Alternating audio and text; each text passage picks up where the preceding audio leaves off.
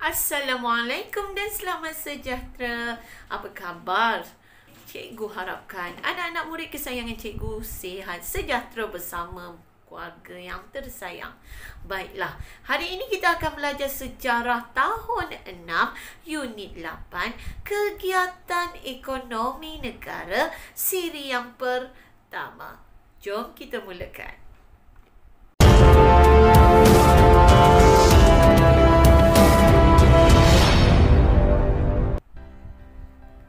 Sebelum itu, mari kita lihat terlebih dahulu standard pembelajaran yang perlu anak-anak murid semua kuasai pada hari ini. Baiklah, standard pembelajaran kita hari ini ialah 12.2.1 menyenaraikan kegiatan ekonomi yang menyumbang kepada kemajuan negara serta 12.2.2 menyatakan sumbangan pertanian komersial kepada negara. Majunya negaraku. Untuk pengetahuan murid-murid, perkembangan kegiatan ekonomi negara kita telah bermula sejak zaman Kesultanan Melayu Melaka sehinggalah ke hari ini. Kegiatan ekonomi negara kita bermula daripada pertanian sehinggalah ia berkembang menjadi bentuk perindustrian yang seterusnya menjana kepada pendapatan negara serta mampu membangunkan serta memajukan negara kita Malaysia.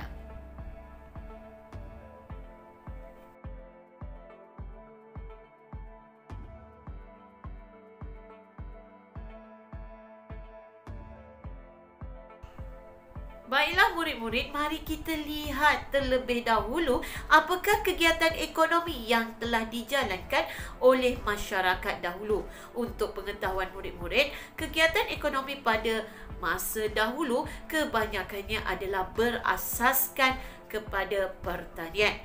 Antara kegiatan ekonomi yang dijalankan ialah sawah padi, ladang tebu, ladang kopi, ladang ladi hitam, ladang nanas dan juga ladang koko.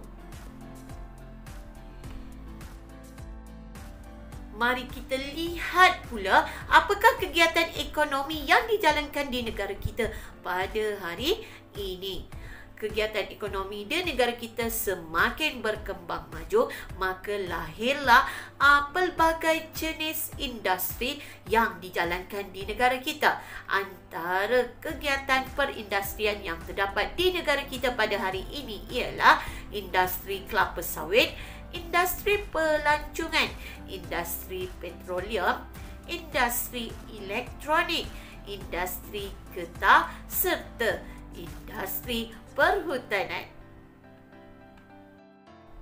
Baiklah murid-murid, mari kita lihat secara terperinci setiap kegiatan ekonomi yang terdapat di negara kita pada masa dahulu dan pada masa kini. Kita mulakan dengan kegiatan ekonomi pada pada masa dahulu dengan gambar yang pertama. Semua kenal apakah gambar ini? Ya, ini merupakan sawah padi. Untuk pengetahuan semua, tanaman padi telah diusahakan oleh masyarakat tempatan sejak dahulu lagi seawal zaman Kerajaan Melayu awal. Ia terdiri daripada padi sawah dan juga padi humah. Apakah perbezaan antara kedua jenis padi ini? Siapa tahu? Ya, betul tu, pandai anak murid cikgu ni. Padi sawah ditanam di kawasan tanah pamah ataupun tanah rata. Manakala padi humah pula merupakan padi bukit di mana ia ditanam di kawasan tanah tinggi. Baiklah, yang kedua mari kita lihat ini merupakan gambar apa? Ya, gambar kopi. Kegiatan ladang kopi di mana kopi ini mula diperkenalkan pada abad ke-19 dan banyak ditanam di negeri Perak, Selangor dan juga Johor. Seterusnya, mari kita lihat pula kegiatan penanaman lada hitam, di mana ladang lada hitam ini banyak diusahakan di negeri Johor dan juga negeri Sarawak. Pengeluaran lada hitam ini adalah untuk diekspor sejak abad ke-19. Untuk diekspor. Semua faham apa maksud ekspor? Ya, ekspor bermaksud negara kita menjual pengeluaran lada hitam ini kepada negara luar. Seterusnya, ini gambar apa? Pokok tebu. Ladang tebu juga merupakan kegiatan ekonomi yang dijalankan pada masa dahulu, di mana ladang tebu telah dibuka di seberang Perai dan Perak pada 1830-an dan di negeri Perlis pada abad ke-20. Siapa tahu mengapakah penanaman tebu ini dijalankan? Tebu ni akan dijadikan apa? Ya, pandai awak gunakannya setiap hari. Tebu ini akan diproses untuk menjadi gula. Mari kita lihat pula penanaman nanas di ladang nanas. Ladang nanas ini telah diusahakan sejak 1920-an lagi di negeri Johor, Perak dan juga Selangor. Buah nanas yang terhasil akan digunakan di dalam perusahaan mengetin nanas. Seterusnya, ini koko. Ladang koko. Ladang koko ini telah diusahakan di Sabah pada abad ke-18 dan mula ditanam di negeri Pahang, Perak, Selangor dan Johor pada abad ke-19. Koko ini pula akan diproses untuk membuat coklat. Baiklah murid-murid, sekarang mari kita lihat apakah kegiatan ekonomi yang dijalankan di negara kita pada masa sekarang. Kita mulakan dengan industri getah, di mana penanaman getah di negara kita telah diusahakan secara ladang sejak awal abad ke-20. Penanaman getah ini telah ditanam di negeri Selangor, Perak, Melaka, Negeri Sembilan dan Negeri Johor. Seterusnya, industri pembalakan. Untuk pengetahuan murid-murid, negara kita kaya dengan kayu balak yang berkualiti. Antara kayu balak yang terdapat di negara kita ialah jenis cengal, meranti dan keruing, di mana kayu-kayu balak yang telah ditebang akan diekspor untuk kegunaan bahan binaan sejak awal abad ke-20 lagi. Negara kita juga telah menjalankan perindustrian petroleum, di mana di dalam industri petroleum negara kita, ia telah bermula pada tahun 1910 apabila telaga minyak telah ditemui di Miri, Sarawak. Industri petroleum ini memainkan peranan penting untuk membangunkan industri gas dan petrokimia. Industri yang seterusnya ini merupakan industri kelapa sawit, di mana penanaman kelapa sawit ini telah diperkenalkan secara ladang sejak tahun 1920-an, di mana ia giat ditanam dan diusahakan di negeri Selangor, Perak dan juga Johor. Mari kita lihat pula industri elektronik di negara kita. Untuk pengetahuan murid-murid, industri elektronik di negara kita mula berkembang pesat di Malaysia sejak tahun 1960-an lagi. Seterusnya, yang terakhir, mari kita lihat pula industri pelancongan, di mana industri pelancongan ini semakin berkembang pesat juga di negara kita, di mana industri pelancongan merupakan salah satu industri yang mampu memberikan pendapatan lumayan kepada negara kita Malaysia dengan kemasukan pelancong-pelancong dari luar negara. Baiklah murid-murid, kegiatan ekonomi negara kita telah menyumbang besar kepada kemajuan dan kemakmuran negara. Oleh itu, kita seharusnya berbangga dengan kemakmuran serta kemajuan yang dinikmati oleh negara kita pada masa kini. Mari murid-murid kita fokuskan pula kepada kegiatan pertanian di Malaysia.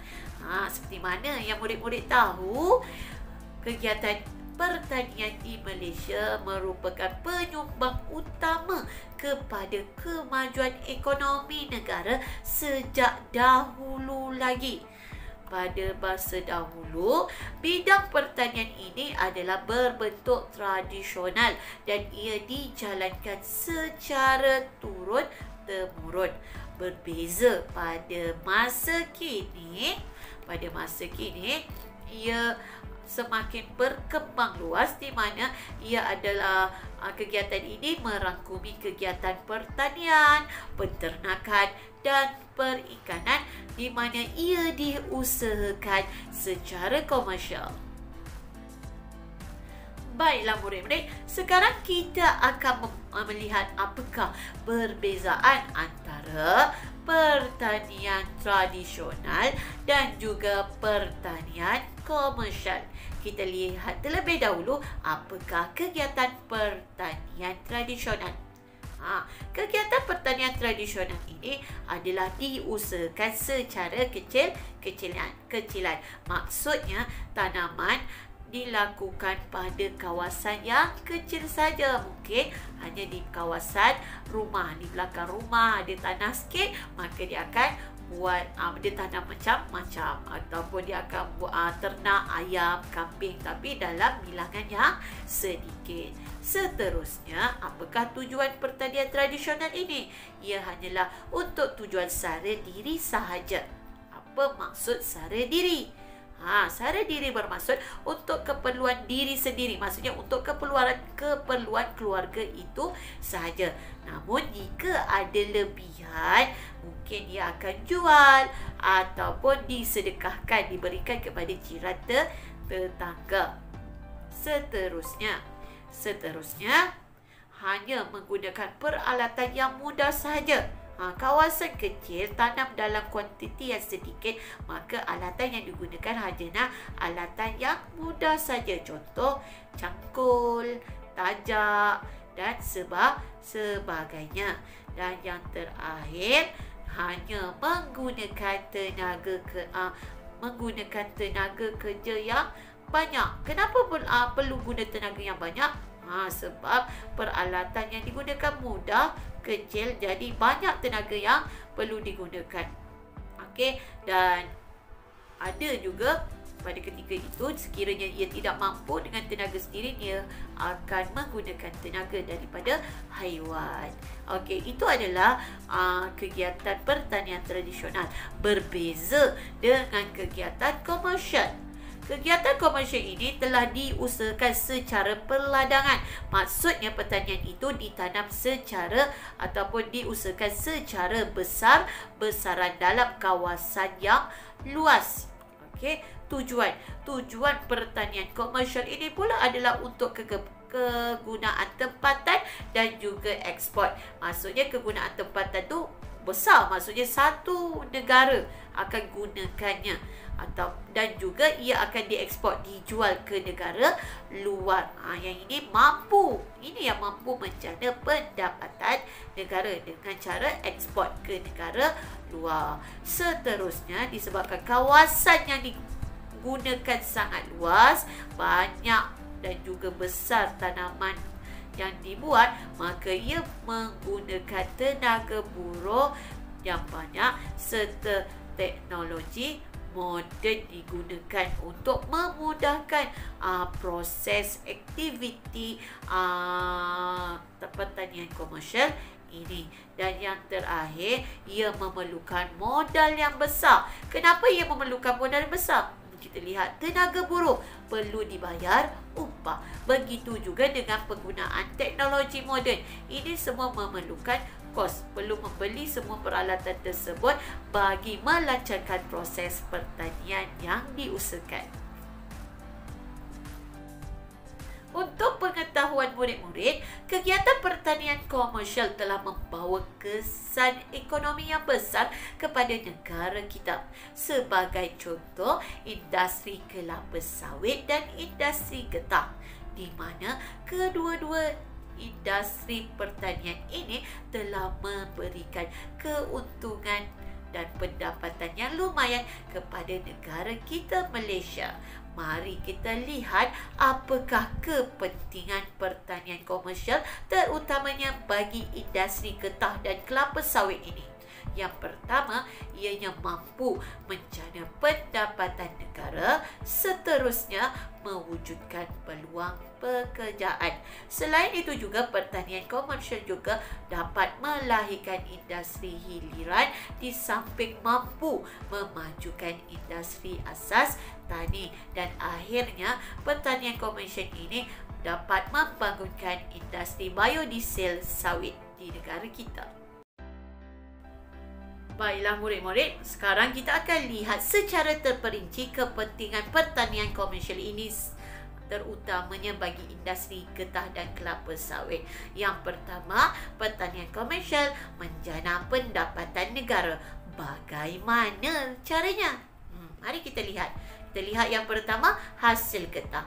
Hasil getah ini daripada susu getah, ia akan diproses menjadi sarung tangan dan benang lateks. Manakala hasil kelapa sawit pula, ianya akan diproses untuk menghasilkan minyak mentah dan minyak yang telah diproses.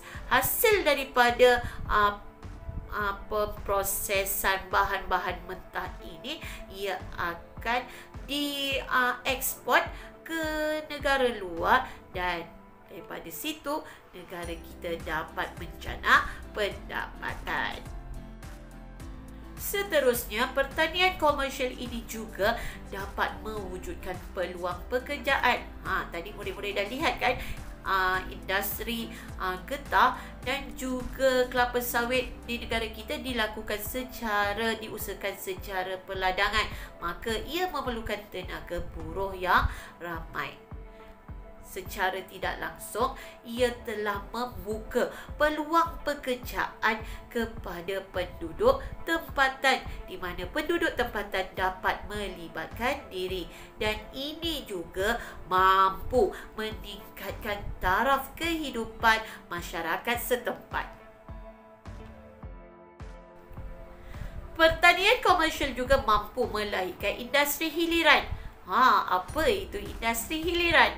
Industri hiliran bermaksud kegiatan ekonomi yang berkembang daripada kegiatan utama. Bagaimana? Dapat bayangkan tak? Begini, sebagai contoh industri getah. Tadi kita dah tahu industri getah, kita ambil getahnya, kemudian ia akan diproses menjadi pelbagai jenis barangan.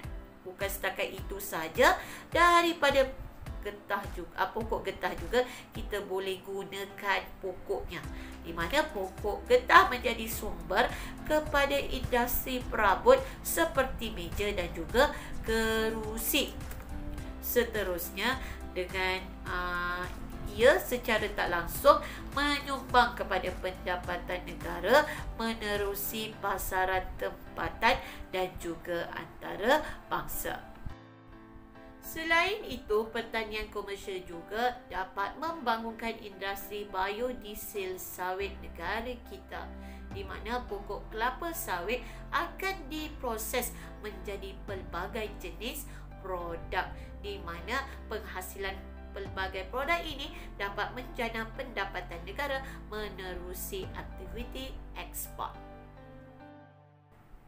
Baiklah murid-murid, mari kita lihat yang terakhir, apakah kepentingan pertanian komersial, di mana pertanian komersial ini dapat memajukan industri asas tani. Apakah itu industri asas tani? Industri asas tani ini merupakan industri yang berasaskan kepada sumber pertanian dan peternakan. di mana industri asas tani ini bertujuan untuk meningkatkan pengeluaran bahan makanan.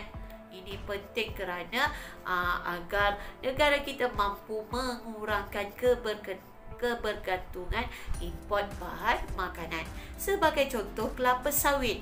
Kelapa sawit, kalau sebelum ini kita hanya mengetahui ia diproses menjadi minyak dan juga bahan yang lain, tetapi kini ia telah dimajukan di mana dengan kemajuan teknologi, kelapa sawit ini telah berjaya menghasilkan santan yang digunakan dalam pelbagai jenis masakan. Dan industri asas tani ini juga mampu meningkatkan pendapatan penduduk.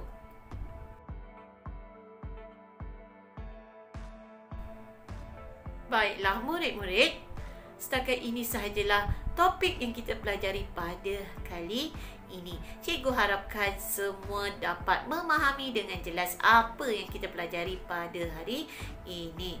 Sekiranya anak-anak murid cikgu merasakan video ini bermanfaat, jangan lupa untuk tekan tanda like, komen dan juga butang share. Dan yang paling utama, sekiranya ada di antara kalian yang masih belum menekan butang subscribe di bawah, sila berbuat demikian dan jangan lupa tekan butang loncengnya sekali agar anak-anak murid kesayangan cikgu ini tidak terlepas video-video cikgu pada masa akan datang. Sehingga berjumpa lagi, jaga diri, jaga kesihatan. Kita jaga kita.